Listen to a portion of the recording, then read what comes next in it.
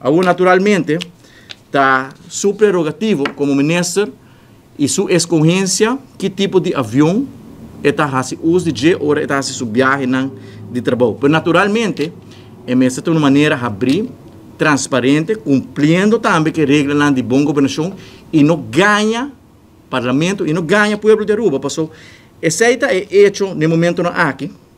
Passou para membro da fração de MEP, tanto o colega Rocco Chong como nos líderes do partido, a senhora Waivo Cruz, a mais de 100 perguntas riba e viagem de trabalho aqui, que o ministro Helin Cruz a decidido de fazer uso de jet privado. E nós assim perguntamos sempre que se está gente sincero e honesto, naturalmente é para contestar toda pergunta aqui, roupa fácil.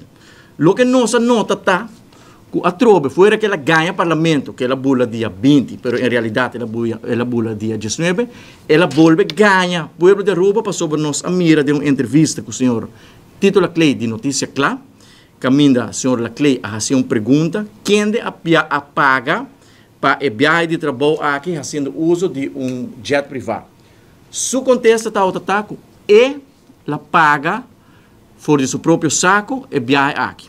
Naturalmente, se você paga por mês, está possível, você por paga por mês, mas agora você tem que apresentar a prova.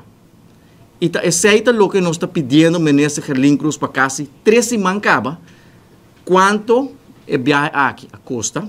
Tal tem 3 ofertas, com ela paga para a viagem aqui, se ela vai banco, ela lança placa, ou ela vai pen automático, ela lança placa, e entregar o recibo de pago. Me quero uma pergunta, hope sempre que nós fazemos e por acaba com ter essa situação aqui, for de 3 semanas passar para acabar, se de verdade está cumprindo com o seu programa de governação de ser honesto, ser transparente e não ter medo de dar conta.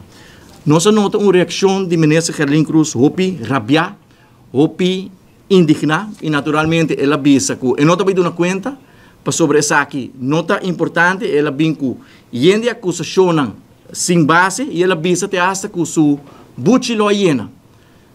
Se o buchi hiena tem apenas 9 lunas, está óbvio que você não está apto para a função aqui. Você não por que a pressão aqui. E tem dicho na inglês também avisa, if you can't stand the heat, get out of the kitchen.